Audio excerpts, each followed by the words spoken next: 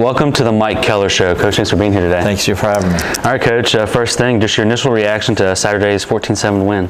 Obviously, a big win for our program. UNCP was preseason ranked second in our league. Yep. You know, they got a very good football team. I made the statement last week, too. They were the best 0-3 team in the country, and they really played a really tough schedule. I mean, they played really, you know, Wingate and Fayetteville State and Charleston, two of those on the road. I mean, so they had a tough start to their season. They got a good football team, and it was good to see our kids, you know, a team who a year ago had beat us, you know, pretty handily at their place.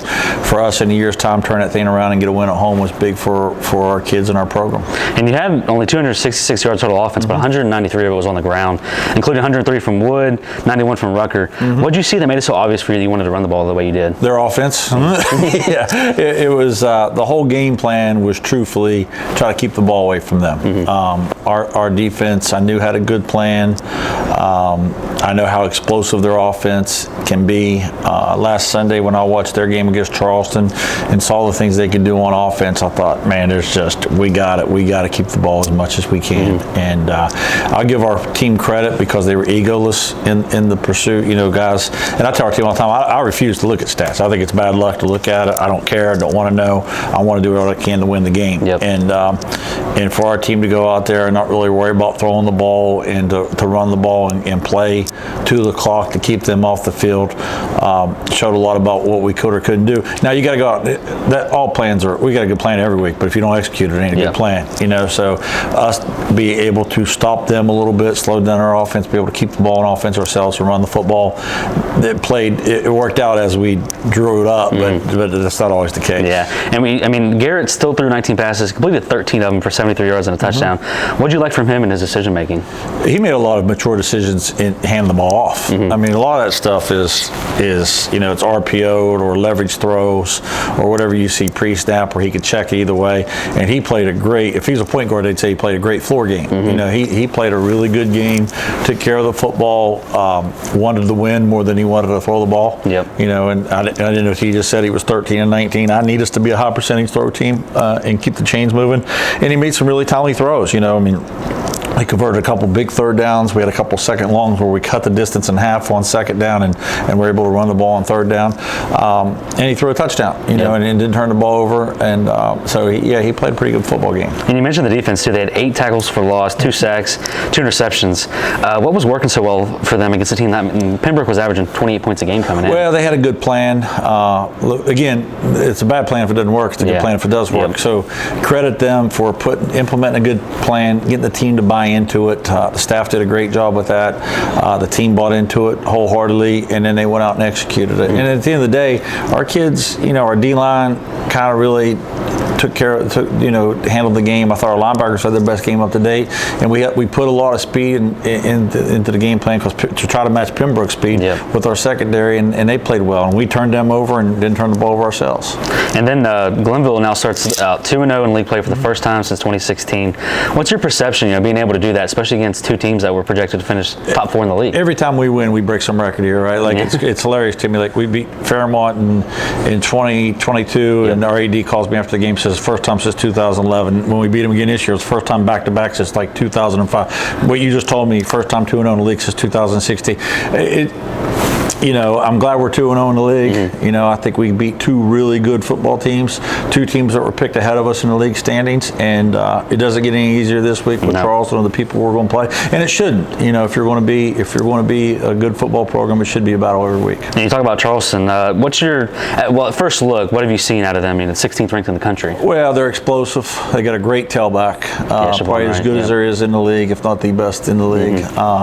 There's a couple kids that probably can make an argument, but this kid's a great tailback. They're really explosive at wide receiver. Of course, you cannot do that, you know, without a good offensive line and some good quarterback play. And they've got all that. You know, they got all that. They since I've came in the league in 2019 here as the head coach, they have consistently been the most talented football team in our league. And that's saying something because Notre Dame and some of these other teams. But I thought, I mean, when I was going to see at West Liberty, they had, I think, 4 kids off that team that are playing in the NFL. You know, I don't know too many D2 teams that could say that. You know, so they got They're a very good football team. They're well coached. They're a complete football team. They're more than just receivers and running backs. Their defense is excellent. They're good in the kick game.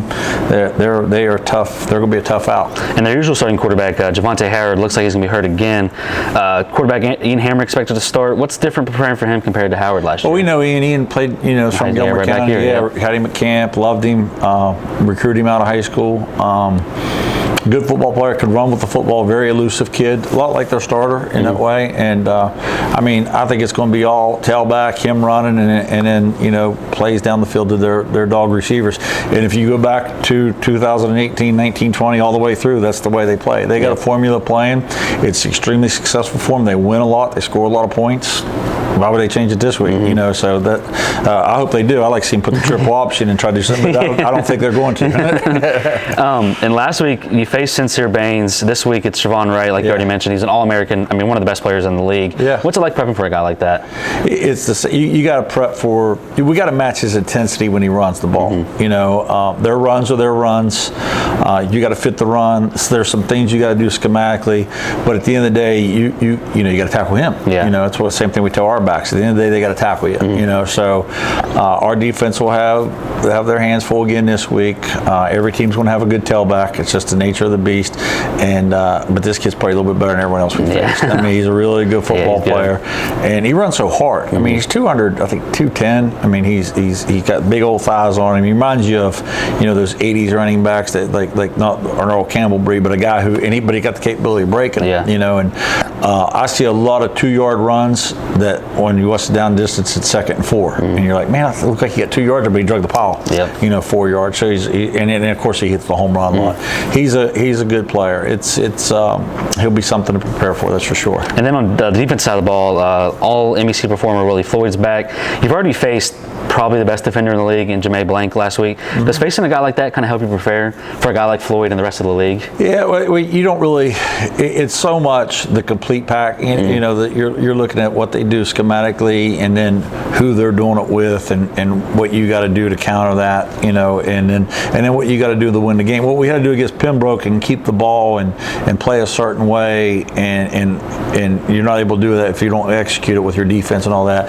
That may be a completely different formula this week to beat Charleston, and Charleston's. I do know if we end up beating them next week, you'll tell me it's the first time in 10 years that we beat, or something like that, because we don't beat them in anything. They are a very formidable foe for us, and we'll have our hands full going there. It won't be easy, but our kids are going to give it the old college try. Now we're not going to just we're going to go out there and play hard. That's for sure. What's it going to take to go on the road and beat a team like Charleston? You got to execute. You got to execute. You got to execute ball plays on both sides of the ball, all three phases really. You got to be smart and gain as much ground as you can in field position with that kick game.